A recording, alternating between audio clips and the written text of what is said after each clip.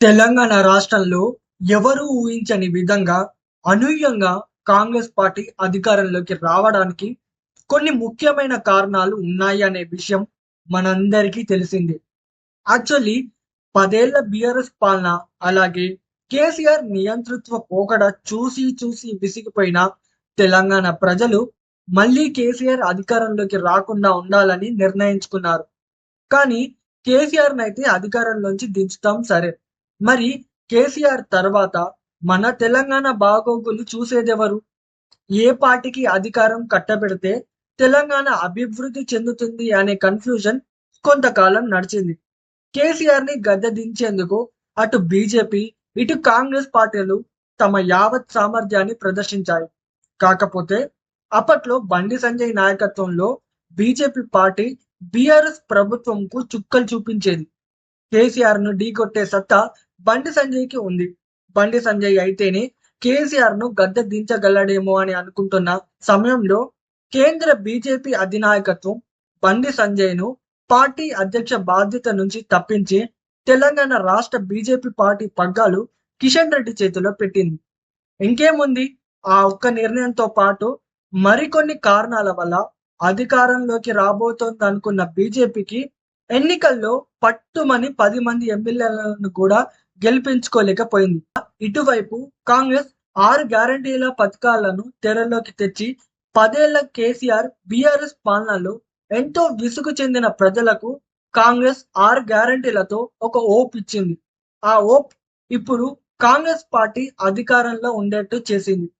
Congress party ఎన్నికలకు ముందు అనేక హామీలు ఇచ్చింది. కాంగ్రెస్ హామీలకు ఇంప్రెస్ అయిన తెలంగాణ ప్రజలు కాంగ్రెస్ ను ఎన్నుకున్నారు. కాంగ్రెస్ అధికారంలోకి వచ్చి ఏడాది కాలం పూర్తయింది. కాకపోతే ఎన్నికలకు ముందు ఇచ్చిన హామీలను నిలబెట్టుకోవడం అనేది కాంగ్రెస్ కు పెద్ద సమస్యగా కనపడుతుంది. అవునండి, తెలంగాణ రాష్ట్ర బడ్జెట్, ఆదాయం, అప్పులు ఇవన్నీ లెక్కలు వేస్తే ఇచ్చిన ప్రతి హామీని పూర్తిగా సక్రమంగా అమలు చేయడం అనేది కాంగ్రెస్ ప్రభుత్వానికి సాధ్యమయ్యేట్టు కనిపిస్తలేదట.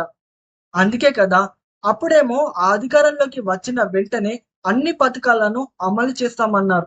కుదరలేదు. ఆ తర్వాత ఆగస్టు 15 లోపు అమలు చేస్తామన్నారు. అది కుదరలేదు. అలా ఏడాది పూర్తయింది. కానీ ఏవో కొన్ని తప్ప మిగతావన్నీ పూర్తిగా సక్రమంగా కాంగ్రెస్ పార్టీ ఇచ్చిన హామీలను మాత్రం నెరవేర్చలేకపోయింది. ఇక గణతంత్ర దినోత్సవం, రాజ్యాంగం అమలైన రోజైన జనవరి 26 నుంచి పలు కీలక పథకాలను తప్పకుండా అమలు చేస్తామని కాంగ్రెస్ ప్రభుత్వం ప్రకటించారు. రైతు భరోసా, ఇందిరమ్మ రైతు ఆత్మీయ భరోసా, ఇందిరమ్మ ఇళ్ల పథకాలను అమలు చేయబోతున్నట్లు తెలిపారు. కానీ ఈ 3 పథకాలకు వేల కోట్ల రూపాయలు అవసరం ఉండగా ప్రస్తుతం తెలంగాణ ప్రభుత్వ ఖజానాలో మాత్రం హామీలను నెరవేర్చేందుకు కావాల్సినంత డబ్బు లేదట. కాంగ్రెస్ హామీ ఇచ్చిన గ్యారంటీల అమలుతో పాటు ఉద్యోగుల జీతాలు, పెన్షన్లు, రొటీన్ గా జరగవలసిన అభివృద్ధి సంక్షేమ పథకాలకే నిధులు సరిపోవడం లేదట. పైగా గత ప్రభుత్వాలు చేసిన అప్పులకు వడ్డీలు, నెలవారీ వాయిదాలు చెల్లించేసరికే కాంగ్రెస్ సర్కార్కు తలప్రాణం తోకకు వచ్చేలా ఉంది. రైతులకు పెట్టుబడి సాయం కింద ఎకరాకు ఏడాదికి 12,000 రూపాయలను ఇస్తామని కాంగ్రెస్ ప్రభుత్వం ప్రకటించింది. గత బీఆర్ఎస్ ప్రభుత్వం లాగా భూములన్నిటికీ కాకుండా వ్యవసాయ యోగ్యమైన భూములకే రైతు భరోసా ఇస్తామన్నారు కాంగ్రెస్ ప్రభుత్వం. ఆ లెక్కన చూసుకున్న తెలంగాణలో దాదాపు 1,40,00,000 ఎకరాల భూములు వ్యవసాయ యోగ్యంగా ఉన్నట్లు అధికారిక లెక్కలు చెప్తున్నాయి. అంటే రైతు భరోసా మొదటి విడత జనవరి 26న ప్రారంభిస్తే ఎకరానికి 6,000 రూపాయల చొప్పున దాదాపు 1,40,00,000 ఎకరాలకు ఎంత కాదన్నా 8,400 కోట్ల రూపాయలు అవసరం అవుతాయని వ్యవసాయ శాఖ అంచనాకు వచ్చినట్టు తెలుస్తుంది. ఇక జనవరి 26 నుంచి భూమి లేని వ్యవసాయ రైతు కూలీలకు ఏడాదికి 12,000 రూపాయల చొప్పున ఇస్తామని సీఎం రేవంత్ రెడ్డి చెప్పిండు. తెలంగాణలో మొత్తం 1.16 కోట్ల కుటుంబాలు ఉన్నాయని నిర్వహించిన ఇంటింటి సర్వేలో తేలింది. వీరిలో నిరుపేదలను గుర్తించేందుకు జాతీయ ఉపాధి హామీ కూలీ గుర్తింపు కార్డును ప్రాతిపదికగా తీసుకోవాలని ప్రభుత్వం నిర్ణయించింది.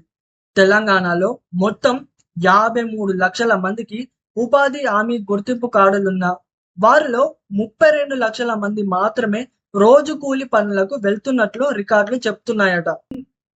ఈ కార్డుదారుల్లో దాదాపు 22 లక్షల మందికి భూమి లేదని అధికారిక లెక్కలు చెబుతున్నాయి. వీరికి రైతు భరోసా కింద మొదటి విడతలు 6,000 చొప్పున ఆర్థిక సహాయం చేస్తే 1,320 కోట్ల రూపాయలు అవసరం అవుతాయి. అలాగే రైతు కూలీలను అర్హులుగా గుర్తించే విషయంలో డైలమాలో ఉందట రేవంత్ సర్కార్. ఉపాధి హామీ కూలీల్లో సగం మందిని తప్పిస్తే వారిలో వ్యతిరేకత వస్తుందని, దాని ప్రభావం రాబోయే స్థానిక సంస్థల ఎన్నికలపై పడేట్టు ఉందని రేవంత్ సర్కార్ భావిస్తోందట. ప్రస్తుతం ఉపాధి హామీ కూలీలుగా ఉన్న రైతు కూలీలు 46 లక్షల మందికి ఏడాదికి 12,000 చొప్పున చెల్లిస్తే 5,200 కోట్లు అవసరం అవుతాయి. అంటే మొదటి విడతలో 6,000 చొప్పున ఇచ్చి 2,600 కోట్లు ఇవ్వాలి. ప్రస్తుతం ఉన్న పరిస్థితుల్లో ఇంత పెద్ద మొత్తంలో నిధులను చెల్లించే పరిస్థితుల్లో తెలంగాణ రాష్ట్ర ప్రభుత్వం లేదంటున్నారు అధికారులు. ఇక జనవరి నెలాఖరు నుంచి ఇందిరమ్మ ఇళ్లను మంజూరు చేస్తామని కూడా తెలంగాణ ప్రభుత్వం ప్రకటించింది. ఇల్లు లేని నిరుపేదలకు ఇంటి నిర్మాణానికి 5 లక్షల రూపాయల ఆర్థిక సహాయం చేస్తామన్నారు. ఇందిరమ్మ ఇళ్ల కోసం తెలంగాణలో దాదాపు 84 లక్షల మంది దరఖాస్తు చేసుకున్నారు. మొదటి విడతలో నియోజకవర్గానికి 3,500 ఇళ్ల చొప్పున తెలంగాణ రాష్ట్ర వ్యాప్తంగా 5 లక్షల ఇళ్లను మంజూరు చేస్తామని తెలంగాణ రాష్ట్ర ప్రభుత్వం స్పష్టం చేసింది. అయితే ఒక్కో ఇందిరమ్మ ఇంటికి 5 లక్షల ఆర్థిక సాయంలో భాగంగా మొదటి విడతలో 1,00,000 రూపాయల చొప్పున చెల్లించిన 5,000 కోట్ల రూపాయలు అవసరం అవుతాయి. అంటే రైతు భరోసాకు 8,400 కోట్లు, రైతు కూలీలకు 1,320 కోట్లు, ఇందిరమ్మ ఇళ్లకు 5,000 కోట్లు, మొత్తం కలిపి దాదాపు 15,000 కోట్ల రూపాయలు అవసరం అవుతాయి. ఇక జనవరి 26 తర్వాత 4 రోజులకే ఫిబ్రవరి 1వ తేదీన ఉద్యోగ జీతాలు, పెన్షన్లకు మరో 4,500 కోట్లు కావాలి. అంటే తెలంగాణ సర్కారుకు ప్రస్తుతం దాదాపు 20,000 కోట్ల రూపాయలు అవసరం అన్నమాట. ఇక రొటీన్ గా జరిగే అభివృద్ధి సంక్షేమ కార్యక్రమాలకు కూడా డబ్బులు కావాల్సిందే. అందుకే జనవరి 26వ తేదీ దగ్గర పడుతున్న కొద్దీ కాంగ్రెస్ ప్రభుత్వంకు కంగారు పడుతుందట. అందుకే రాష్ట్ర ఖజానాను నింపుకునేందుకు ఉన్న అన్ని మార్గాలను అన్వేషిస్తున్నారని సచివాలయ వర్గాలు చెబుతున్నాయి. ఏడాది కాలంగా నానుతూ వస్తున్న రైతు భరోసా, ఇందిరమ్మ ఇళ్ల పథకాలను జనవరి 26న ప్రారంభించకపోతే ఇటు ప్రజల్లో కాంగ్రెస్ ప్రభుత్వం పట్ల నమ్మకం కోల్పోవడంతో పాటు ప్రతిపక్షాలకు అస్త్రంగా మారతాయని రేవంత్ సర్కార్ ఆందోళన చెందుతుందట.